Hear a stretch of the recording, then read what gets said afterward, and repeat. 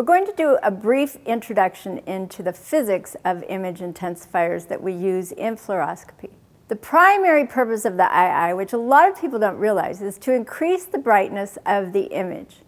Originally, in conventional fluoroscopy, way back when, they didn't have a way to do that. And so the images that they were looking at were very, very dim, and they had to use what are called rods in the eye. And the rods see dim objects, they see blacks and whites. And so the whole purpose of bringing the brightness up, the brightness level up, is to change the vision into the cone vision, which they see much better. And we'll get into a little bit more of that in just a minute. So bottom line is they were developed to increase the brightness, and they increase it a great deal. The brightness gain on some of these pieces of equipment is about 5,000 to 30,000. You may also see it as 5,000 to 20,000. So we're just increasing the brightness exponentially over the original images. This particular image shows us the entire system, and also on the side you're going to see an II tube without the casing on its side. The first thing that I want to address is the II itself. And in this particular image, you can see the X-ray tube below the table, the beam interacting with the patient, and the remnant beam coming into the image intensifier itself. So the remnant beam radiation coming from the patient interacts with the input phosphor. And at the input phosphor, radiation, the information it carries, is changed into light photons. And then the light photons hit the photocathode, where they're changed into electrons. And they are accelerated at a very high speed, as well as being compressed by the electrostatic lenses, which are along the sides, the periphery of the image intensifier tube. They come to a focal point, and at that point they actually cross over. And then they come out of a very small output phosphor. It's about 1 inch. So you have a very large curved input phosphor and a very small output phosphor.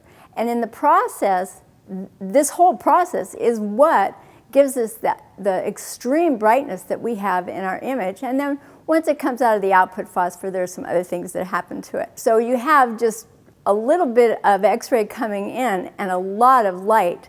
We have some things called gains that we're just going to discuss quickly. The minification gain has to do with an increase in the brightness or the intensity due to the decrease in the image size. So that's the compression of the electrons inside of the tube.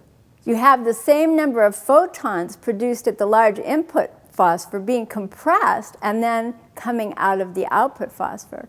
And that minification gain is an explanation of that, the minimizing of the beam, the number of photons.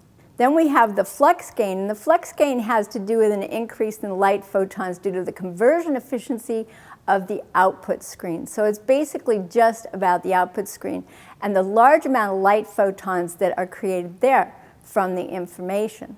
The brightness gain, or the total brightness gain, is what we really want to see. If you multiplied the minification factor by the flux gain, that would give you the total brightness gain. And that's why we buy them. That's what we want to see. One of the things that we have to deal with our image intensifiers is distortion. As the size of the input phosphor, which is usually very large, as the size of the input phosphor is increased or decreased, you're increasing or decreasing the distortion. So if you leave it wide open, say 25 centimeters is your largest size, if you leave it at 25, you'll see in your images quite a bit of distortion in the periphery. But as you go to a smaller size, or as you collimate from the larger size, you will start to see less and less of the peripheral distortion. So that's simply a flaring out of the electrons from an ideal course that causes that. So here's an image that shows us the peripheral distortion. If you look at the outside edges, you can see that the little squares become flared out. And we also have pincushion distortion, which is caused by the projecting of an image which is formed on this large input phosphor that's curved onto this very small flat output phosphor. And you'll see slightly higher magnification at the periphery of the images. And these are a couple of pictures that might help you to be able to visualize that better. Especially the one on the left, you can see the squares are very, very clear right in the middle, but as you get out to the edges, they become magnified. This will decrease with magnification.